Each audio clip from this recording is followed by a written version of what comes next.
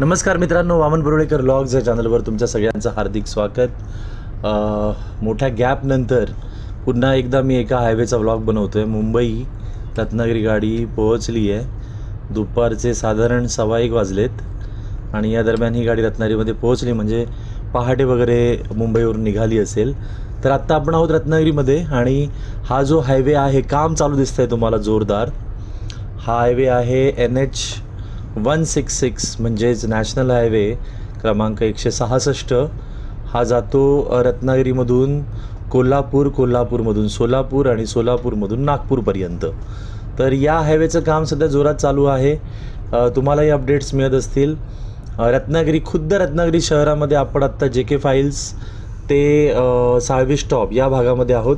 6वी स्टॉपवरून सुरुवात केली प्रवासाची आपण, JK फाइल्सकडे चाललो आहोत आणि इथे हे मराठा हॉटेल वगैरे हा सगळा भाग आहे त्या भागामध्ये, आणि पुढे सावंत पॅलेस दिसतो आहे। ह्या सगळ्या भागामध्ये सध्या कामाची स्थिती अशी आहे की काम चालू आहे। वरचा जो रस्ता आहे तो सुरू केला आहे, म्हणजे 2 लेन सुरू केलेत, पण तेही व्यवस्थित झालेले नाही आहेत, दिसत आहेत समोर तुम्हाला। अजून वेळ आहे त्याला व्हायला। आणि बाकी इथे पुन्हा एकदा जुना रस्ता आहे। काम युद्ध पातळीवर सुरू आहे, त्यामुळे कदाचित पुढच्या महिन्याभरात पावसाळ्यापूर्वी इथे काम झालेलं दिसेल असं वाटतं आहे, कारण दिवस रात्र हे काम चालू आहे। अगदी दर 2 दिवसांनी स्थिती बदलते, कारण इथून मी रोज प्रवास करतो। काल जशी स्थिती आहे तशी आज नसते, उद्या त्याच्यापेक्षा काहीतरी वेगळी स्थिती असते। असं दररोज काहीतरी वेगळं दिसतं आम्हाला, कारण आम्ही येतो पांडवनगरमधून आणि आम्हाला क्रॉस करून पलीकडे MIDCमध्ये जायचं असतं। गेल्या काही दिवसांमध्ये सरळ रस्ता होता, त्यानंतर तो उजवीकडून वळवून वरून घेतला, नंतर तो डावीकडे वळवून घेतला। सो हे असं चालूच असतं सारखं। आता तुम्ही बघताय सध्या इथलं काम जे आहे ते बऱ्यापैकी कंप्लीट झालेलं आहे, चालू आहे, आणि जरा पुढे गेल्यावर रस्ता जरा व्यवस्थित आहे। खाली हे पांडवनगर वगैरे हा जो भाग आहे तिकडे जाणारा रस्ता, आणि पुढे तुम्हाला तो शोरूम दिसतो आहे फर्निचरचा, आणि त्याच्या पलीकडे हा TRP भाग आहे, टायर रिमोल्डिंग प्रोजेक्ट। सो STचं इथे बऱ्यापैकी वर्चस्व आहे या सगळ्या भागामध्ये। STच्या प्रॉपर्टीज आहेत इथे, STचा मोठा वर्कशॉप आहे डिव्हिजनल, त्याशिवाय TRP प्रोजेक्ट पण इथेच आहे। आता बघा तुम्हाला इथे थोडा रस्ता चांगला दिसतो आहे। सो थोडासा रस्ता चांगला आहे पुढे, मग DMartच्या समोर पण थोडाफार चांगला झाला आहे, पण काम मात्र जोरात चालू आहे। इथे पण 1-2 लेन तर व्यवस्थित झालीत आता।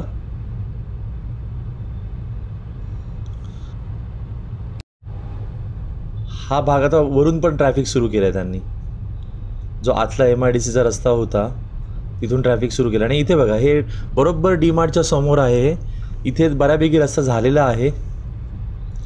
2 लेन तरी आरामात तुम्ही चांगले लेन मिळतात, प्रवास करू शकतो। आणि उजवीकडे तुम्ही बघताय तिथेही काम चालू आहे, झालेलं आहे थोडंसं, ते कनेक्टिंग रोडचं काम चालू आहे। सो इथेही मला वाटतं आहे की पुढच्या काही दिवसांमध्ये 1 ते 2 आठवड्यामध्ये काम झालेलं दिसेल, कारण प्रगतीपथावर आहे काम आणि जोरदार चालू आहे त्यामुळे। बाकी मी म्हापसा सावंतवाडी तो अर्धवट टाकून हा पब्लिश करतो आहे, कारण तशी डिमांड होती।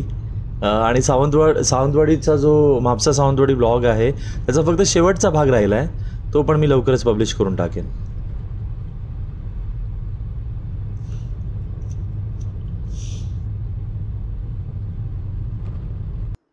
आत्ता आपण कुवारबावमध्ये आहोत, आणि कुवारबाव ते आता राहिलं नाही पूर्वीचं, तुम्हालाही माहिती आहे। चढाव वगैरे आता लक्षात येतो अजूनही, पण बरीचशी दुकानं इकडून तिकडे गेलीत, उलटी सुलटी झालीत सगळं। पटकन एखाद्या समजा 2-3 वर्षानंतर आला असेल तर त्याला ओळखणं कठीण जाईल, एवढे बदल झाले तिथे। ते सागर स्वीट वगैरे सगळी जी दुकानं होती ती उलट्या साईडला गेली आहेत, समोरच्या बाजूला गेलीत, आणि इथे मोठ्या प्रमाणावर काम चालू आहे। बाकी मगाशी म्हटलं तसं म्हापसा सावंतवाडी ब्लॉग सिरीज जी आहे तर चांगला प्रतिसाद दिला तुम्ही सर्वांनी, खूपच चांगला प्रतिसाद होता। त्यातला जो शेवटचा भाग राहिला आहे इन्सुली घाटीचा आणि सावंतवाडी, तो मी लवकरच पब्लिश करेन। महाशिवरात्र पण राहिली आहे, मला माहिती आहे एवढा वेळ मला मिळत नाही आहे सध्या, त्यामुळे हे ब्लॉग राहत आहेत। इथे बघा, मी आता रेल्वे स्टेशनच्या इथे थांबलो आहे आणि इथून रेल्वे स्टेशनचा जरासा जो भाग आहे ना सुरुवातीचा तो खराब आहे. बाकी इथे पुढे गेल्यावर मात्र पुन्हा तुम्हाला दिसतं आहे की 4ही लेन बऱ्यापैकी तयार आहेत, पण 2 लेन त्यांनी ओपन केल्यात. 2 लेनवरून ट्रॅफिक सुरू केलं आहे. मगाशी म्हणत होतो की महाशिवरात्र जाऊन आलो मी. महाशिवरात्र सिंधुदुर्गमध्ये जाऊन आलो आणि तिथे एक व्लॉग मी पब्लिश केला आहे, तो म्हणजे वेंगुर्ला रामेश्वर. तो तुम्ही बऱ्याच जणांनी पाहिला आहे. अर्थात मला माहिती आहे बऱ्याच जणांचा इंटरेस्ट हायवे, रोड आणि ट्रॅव्हलमध्ये आहे, त्यामुळे इतर जे व्लॉग मी पब्लिश करतो त्याला तेवढा प्रतिसाद मिळत नाही. पण मी करत राहीन, कारण शेवटी माझी आवड आहे ती मंदिरांना भेटी देणं, उत्सवाला जाणं, त्यानंतर कोकणात विशेषतः सिंधुदुर्गात अशा वेगळ्या वेगळ्या इव्हेंट्सना जाणं. सो तिथे गेल्यावर शूट होतं आणि ते शूट झाल्यावर ते मी पब्लिश करतोच, भले त्याला व्ह्यू नाही मिळाले तरी चालतील. तर त्याच सिरीजमध्ये महाशिवरात्र, खानोली आणि जे वेंगुर्ला मठमधील शंकराचं मंदिर आहे, स्वयंभू मंदिर, या दोन्ही मंदिरांना मी भेटी दिलेल्या. अर्थात मला रात्री रथ ओढताना जायला मिळालं नाही, सकाळी लवकर जाऊन आलो मी आणि संध्याकाळी गेलो उशिरा खानोलीला विशेषतः.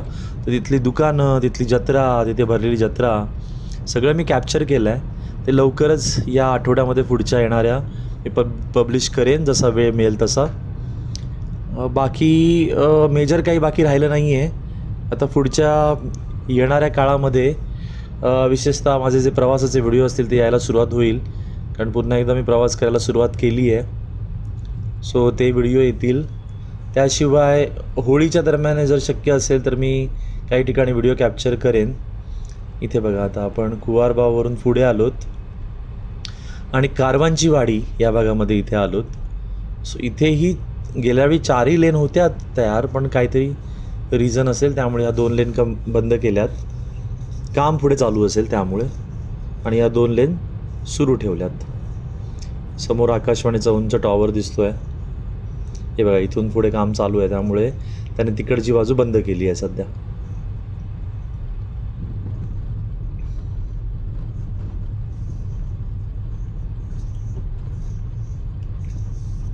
सो हायवे होतो आहे, बघूया किती लवकर होतो तो.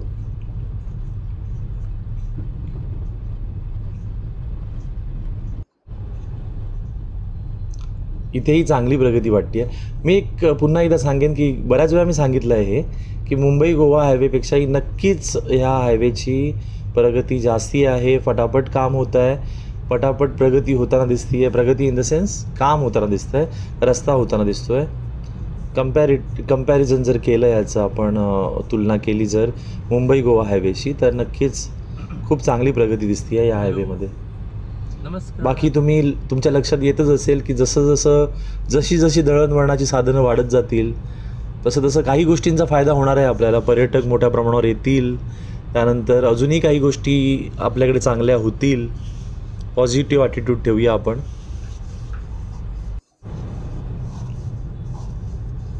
तर मगाशी मी तेच बोलत होतो की इथे समोर बघा, चांद सूर्या जो भाग आहे रत्नागिरीतला, तिथे त्यांनी तेवढं वरचं जे मंदिर आहे तेवढं ठेवलं आहे. बाकी डोंगर पूर्ण खोदून सरळ रस्ता करत आहेत, हे खूप छान करत आहेत. तर मी मगाशी बोलत होतो की प्रगती तर होणार आहे, तर ती प्रगती कशी आपल्याला जास्तीत जास्त निसर्ग वाचून करता येईल त्याचा प्रयत्न आपण केला पाहिजे. पण दळणवळणाची साधनं वाढली की अनेक प्रकारच्या सोयी निर्माण होतात. माल वाहून नेणं सोपं पडतं. इथला जो शेतीमाल आहे, निसर्ग आहे, पर्यटन आहे, या सगळ्या गोष्टींना चालना मिळणार आहे. तर याचा फायदा होणारच आहे, यात काही दुमत नाही आहे.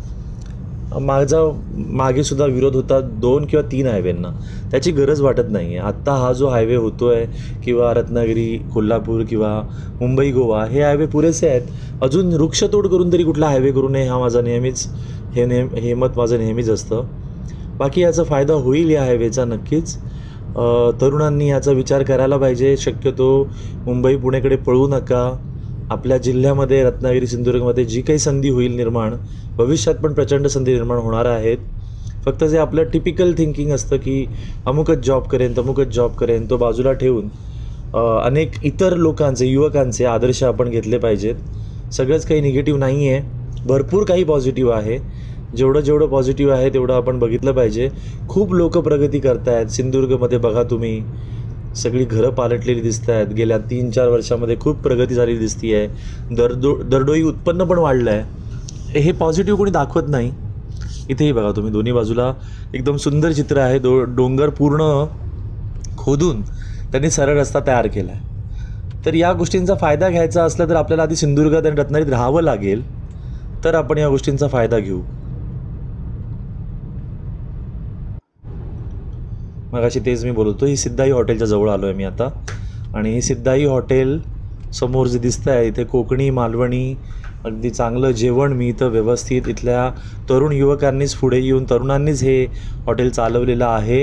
इथे नाश्ता पण मिळतो आणि मी बऱ्याच वेळा जेवलो आहे इथे. आणि मी नेहमी मी कोणाकडून पैसे घेत नाही या गोष्टींचे. जिथे आवडतं, चांगलं वाटतं त्याबद्दल बोलतो. तर कोकणी लोकांनीच सुरू केलेल्या गोष्टी आहेत या सगळ्या. युवकांनी जर या गोष्टींचा फायदा घ्यायचा असेल, ही दळणवळणाची जी साधनं वाढत आहेत, हे हायवे जे होत आहेत, त्याचा आपल्यासाठी फायदा करून घ्यायचा असेल तर पहिलं म्हणजे जमिनी विकू नका. तुम्ही तुमची जी कोकणी भाषा, संस्कृती जे काही असेल सगळं जपायचा प्रयत्न करा. आणि जमिनी विकू नका. शक्यतो अगदी तुम्ही जर तुमचा जो व्यवसाय आहे तो इथे होण्यासारखा असेल तर प्रयत्न करा. पर्यटनामधून काही करता येत असेल तर त्याचाही प्रयत्न करा. अगदीच तुम्ही एखादी इंजिनिअरिंगची डिग्री घेतली आहे आणि त्याचं काही इथे काम नाही आहे तर मी समजू शकतो. आणि ते सगळीकडेच असतं. सगळीकडेच लोक मुंबईला, पुण्याला किंवा बँगलोरला, हैदराबादला या गोष्टींसाठी जातात आणि त्याला पर्याय नसतो. सगळीकडेच सगळं होणार नाही आहे हे पण खरं आहे. जर इथे पर्यटन होईल तर दुसरीकडे काहीतरी IT फील्ड होईल किंवा इतर गोष्टी होतील. त्यामुळे प्रगती ही कधी केंद्रित नसावी, प्रगती विकेंद्रित असावी, सगळीकडे व्हावी, वेगळ्या वेगळ्या फील्डमध्ये व्हावी. आणि जेणेकरून आपल्याला इकडून तिकडे जावं पण लागेल कधी कधी, नाही असं नाही आहे.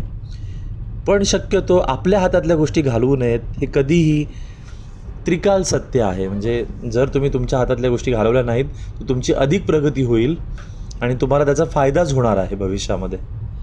सो आता मी इथे हा ब्लॉग संपेन मित्रांनो.